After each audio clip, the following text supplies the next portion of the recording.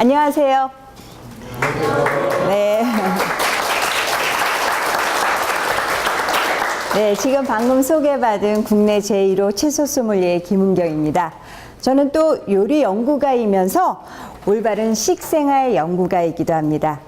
채소 소믈리에를 잠깐 설명을 드리면 채소와 과일이 가지고 있는 가치와 매력을 공부해 가면서 자연으로부터 식탁까지 올바로 먹고 건강에 이르는 전 과정에 있어서 커뮤니케이션을 담당하는 스페셜리스트라고 보시면 되고요. 저희 가까운 일본에는 벌써 한 35,000명 정도의 채소 소믈리에가 있고 저희 나라에는 200명 정도가 배출됐습니다. 그분들은 식품, 유통, 생산지, 의료, 복지, 교육 등 여러 분야 각 기업에서 활발하게 활동하고 계십니다.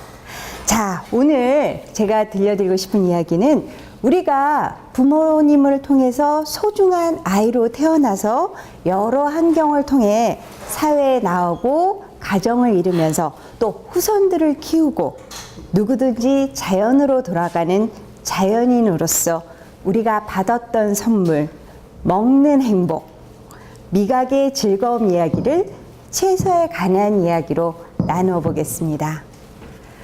자, 우리가 살고 있는 이 시대에 이제 마트를 가보시면 언제든지 가까이에서 다양한 채소를 소량으로 또 안정적으로 구입하실 수 있습니다.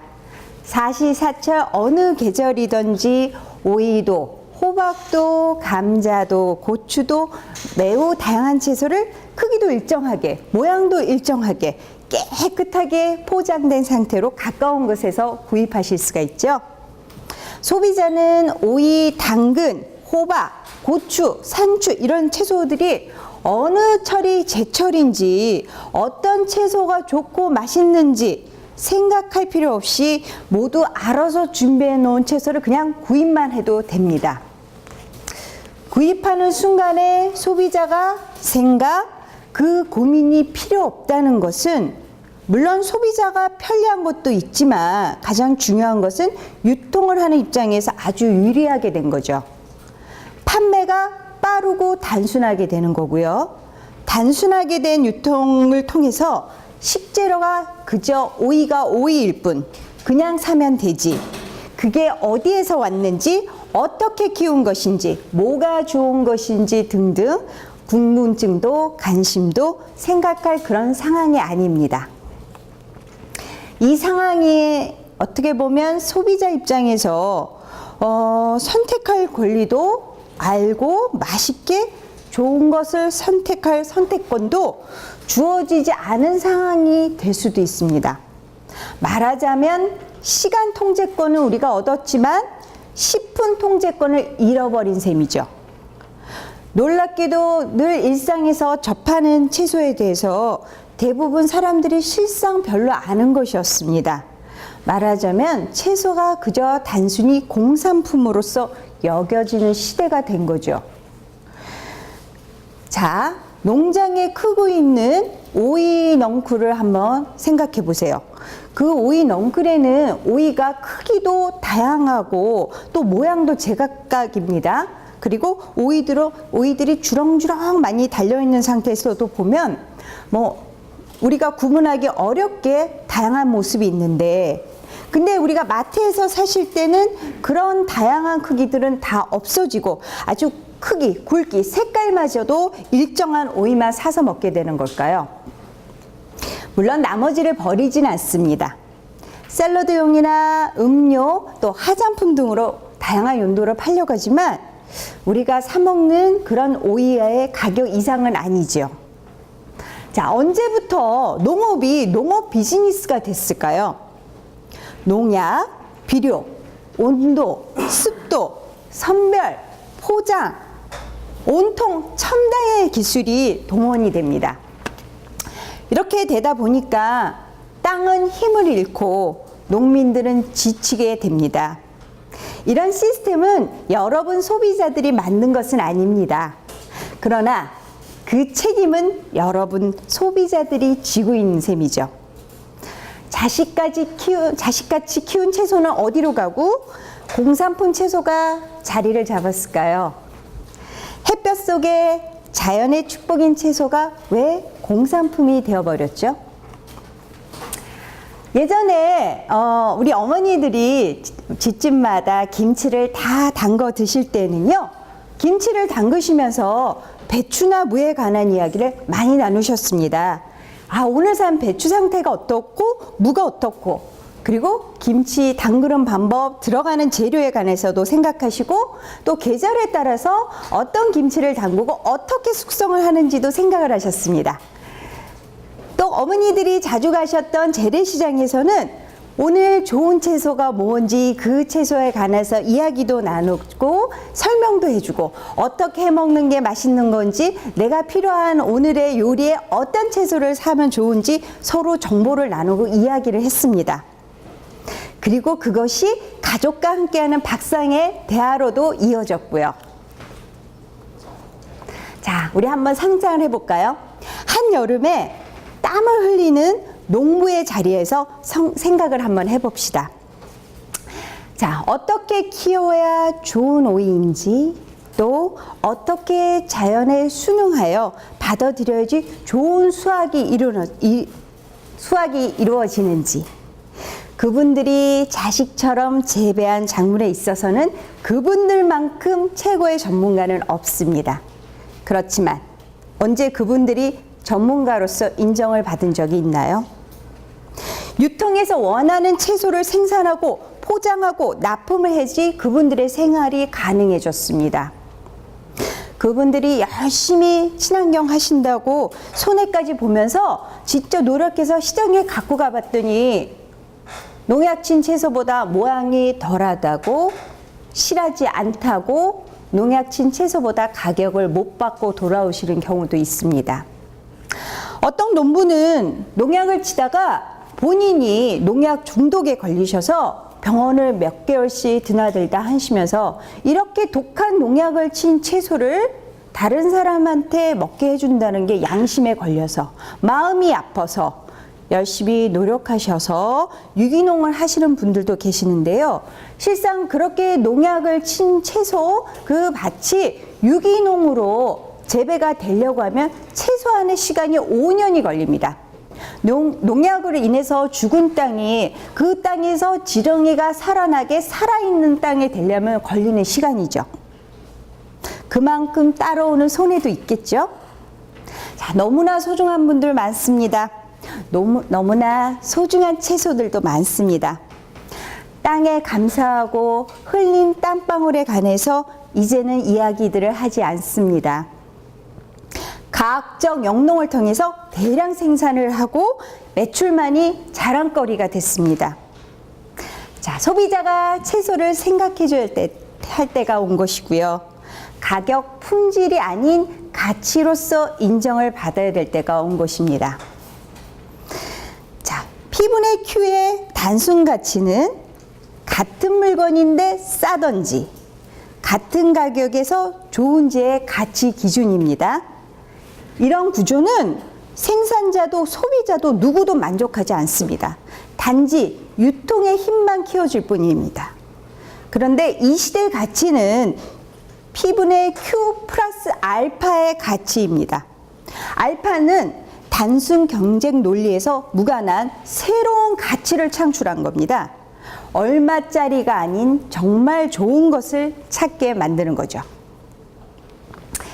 자연의 선물, 그 가치를 제대로 알고 또 올바로 균형 있게 그 맛을 알고 행복하게 먹는다면 우리 자연인으로서는 건강한 몸과 건강한 생각이 당연히 따라옵니다. 우리는 정성껏 재배한 자연의 선물을 신선하게, 올바로, 소중하게 섭취하게 해주어야 합니다. 여기 계신 분들, 여러분들이 함께 해주셔야 되는 일이고요. 사람에게 있어서 식생활 교육은 굉장히 중요합니다. 왜냐하면 그 사람의 평생의 건강을 좌우하기 때문이죠. 식생활 교육에 관해서 그 중에 맛에 대해서 한번 생각해 볼게요. 맛을 모르면 우리는 익숙한 맛만 찾게 됩니다. 그러다 보면 식생활 균형이 깨어지고 또 건강의 균형도 깨어지게 됩니다. 무엇보다도 자연인으로서 누구나 똑같이 선물 받은 먹는 행복, 맛의 즐거움을 모르고 살아가는 불행이 따라오는 거죠. 사람은 무언가를 먹을 때 혀로 느끼는 것이 아니라 뇌로 느낍니다. 학습된 기억에 의해서 맛의 판단 기준에 상당한 영향을 받게 되는 거거든요. 예를 들어서 기억에 정리된 판단 기준에 의해서 무의식 중에 우리 나는 가수다의 심사위원처럼 자기 기준에 그냥 비교하면서 평가를 하게 되죠. 잘못된 학습에 의해서 그 판단 기준이 기본적 체계를 이루지 못하고 느끼는 맛조차 단 두 가지로 나눠지는 현상을 볼 수 있습니다. 그 두 가지는 맛있다, 맛없다. 어떻게 한 넝쿨에서 자란 오이가 열린 위치마다 맛이 다르고 오이 한 개에서도 끝쪽, 줄기 쪽의 맛이 다른데 또 오이의 품종은 또 얼마나 다양한데 단순히 오이가 맛있다, 맛없다로 나누는 사람이 있고 그마저도 관심이 없는 걸까요? 저희 집의 이야기를 잠깐 해드리겠습니다. 제가 아들이 둘이 있는데 이제는 다 커서 대학생이 돼서 성장했지만 아이들 어렸을 때 초등학교 저학년 때 강원도 장평으로 놀러 간 적이 있습니다. 저희 묵었던 숙소 옆에 이렇게 넓은 고추밭이 있었는데요. 고추가 탐스럽게 보석처럼 막 이렇게 달려있는 모습에 저도 모르게 따서 먹어봤습니다. 근데 그 고추가 얼마나 달고 맛있고 신선했는지 저희 아이들도 따라 먹어보더니 정말 맛있다고 했습니다. 그 순간 고추가 맵다라는 그런 기준은 없어진 거죠. 그리고 아이들은 새로운 고추 맛에 대해서 새로운 느낌을 갖게 된 거고 그 기억이 아이들 머릿속에 자리 잡게 된 거죠. 그래서 저는 사실 그 고추를 좀 사갖고 와서 우리 가족들도 먹고 이웃도 좀 나눠주고 싶었는데 아무리 찾아줘도 그 주인을 찾을 수가 없었어요. 그래서 그냥 돌아왔죠.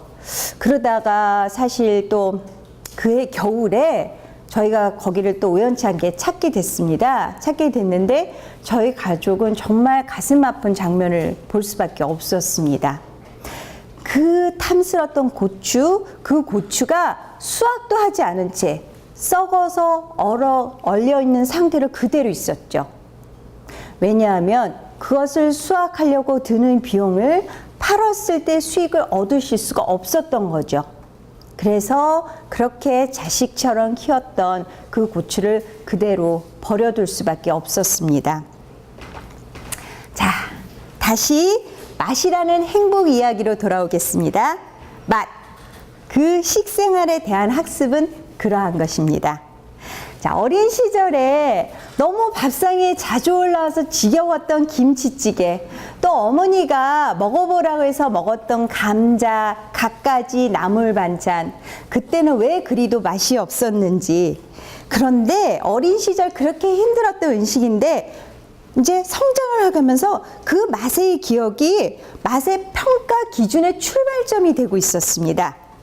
그 기준점에 대한 향수로 인해서 그때 그 맛 자체가 이제 그리워지게 되는 거죠. 그 기억에 있어서 맛이라는 행복의 준비, 또 현재 여러분 식생활에 있어서 미각을 개발하고 영양과 자연의 가치에 대한 인식 개선은 새로운 행복을 찾고 건강을 찾는 일입니다. 사람 살아가는 일 추억 만들기란 얘기 들어보셨죠? 아름다운 기억으로 희망을 찾고 고통을 인내하는 일을 말하는 것입니다. 맛에 있어서도 죽은 기억을 되살려서 다시 기준이 됨으로써 분명 그러합니다. 근데 간신과 학습을 통해 새롭게 어렵지 않게 미각이 개선되어지고요. 맛의 즐거움은 우리와 함께 할 수 있습니다. 우리 함께 한번 상상해 보세요. 지금 여러분들은 한여름에 뜨거운 대낮에 오이밭에 다 함께 서 있으신 거예요. 자, 그 오이밭의 오이는 약간 휘어지기도 하고요. 어떤 건 길기도 하고 색깔도 진하게 된 것도 있습니다. 그리고 겉이 따끔따끔해서 오이 가시같이 찔리는 오이를 몇 개 땄습니다. 시원한 개울물에 그 오이를 막 뽀독뽀독 씻었어요. 그리고 뚝 분질러서 한 입 아삭 베어 물어봤습니다. 그 오이 맛이 어떨까요? 지금 여러분들한테 그 오이 맛을 상상하고 여쭤보면 정말 그 표현에 다양하면서도 신선한 표현에 깜짝 놀라실 겁니다. 그리고 또 그 오이로요, 아주 새콤하게 오이지를 담궜어요. 그 오이지 송송송송 썰어서 얼음 동동 띄어서 밥상에 올라왔습니다. 오이 소배기도 잘 익어서 국물까지도 아주 시원해요. 냉장고에서 바로 꺼내서 아삭한 오이 소배기까지. 자, 지금처럼 상상으로 살아있는 느낌, 살아있는 감동을 발견하고 표현을 하면 그 맛은, 그 느낌은 뇌에 차곡차곡 쌓여가게 되는 것이죠. 시대의 관심과 흐름이 이러이러하니까 우리 각종 매체에서는 먹는 것과 라이프 스타일을 조명하게 됐죠. 맛집 프로그램도 많이 생기고 산지 프로그램 매일 넘쳐납니다. 그런데 그 프로그램을 보면서 맛의 이해와 표현에 관해서만큼은 여러분들도 그 문제의 심각성을 발견하실 수가 있습니다. 음식을 가지고 표현할 때 그저 좋아요, 파이팅, 담백해요, 따봉, 뭐 이런 난데없는 표현들이 난무하는지요. 누구나 들어보셨죠? 누가 하나 그 재료 본연에 가지고 있는 가치, 매력에 대해서 올바로 이야기하지 못하고 있는 건지 정말 궁금합니다. 또한 식재료 본연의 가치뿐만 아니라 사람이 사람을 위해서 정성껏 준비한 음식 메뉴에 대한 커뮤니케이션도 그러합니다. 그 가치와 맛을 설명할 수 있는 너무나도 좋고 많은 표현의 방법을 놔두고, 그리고 또 심지어 우리나라 사람들의 이 겸손은 그 속에서 조금 지나쳐서 음식을 권하면서 이러기도 합니다.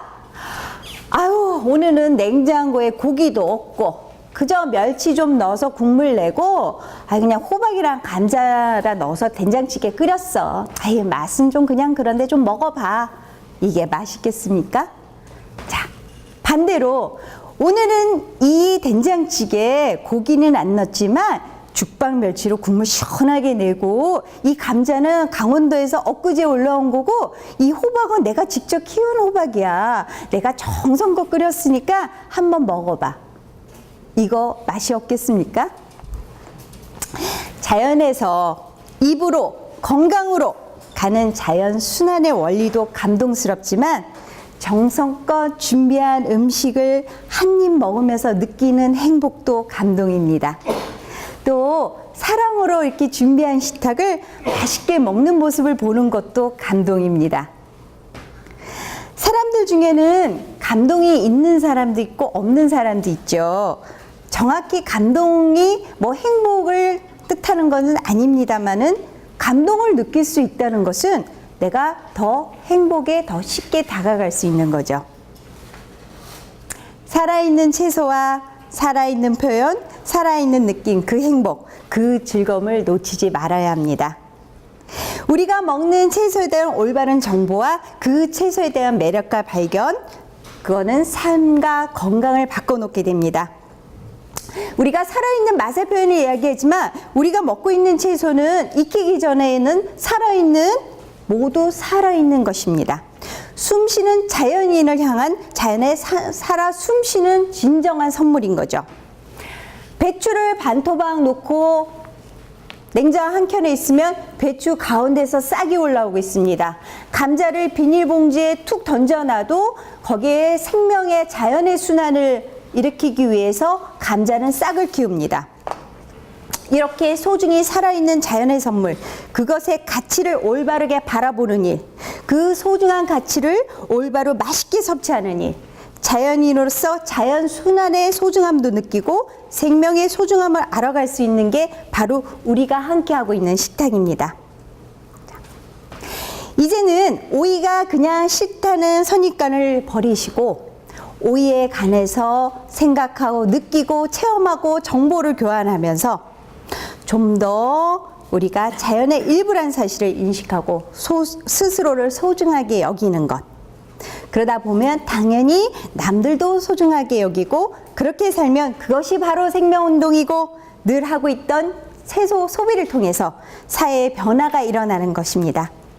자, 중요한 것은 자연이 선물한 채소의 과일에 대해서 정확한 정보, 올바른 섭취, 그에 대한 정확한 언어적 표현입니다. 같은 채소이지만 살아있는 채소로 먹는 거, 그 가치를 알고 즐거움을 발견하는 거. 바로 그게 공산품 채소를 먹는 것이 아닌 우리의 의식이 바뀌어야 할 때입니다. 지금까지 채소의 유통이 있었다면 여러분 소비자의 선택이 이제 필요할 때고 소비자의 채소의 사랑이 필요할 때입니다. 자연의 선물 신선하게 즐겁게 많이 드시고 행복하고 건강한 자연인으로 사시길 기원합니다. 감사합니다.